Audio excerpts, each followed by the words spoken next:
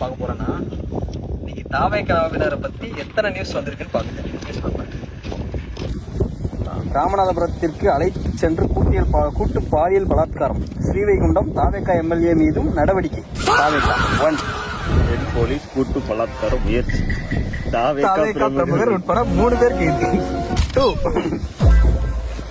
தாவேக்கா பிரமுகர் என கூறி ரேஷன் கடையில் 3000 கேட்டு மிரட்டல். தாவேக்காவினர்.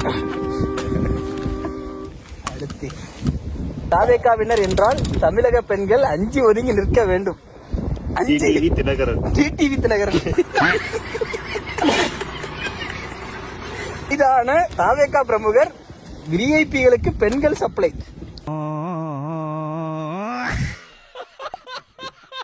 எது பண்ணாலும் தாவேக்கினர் தானே.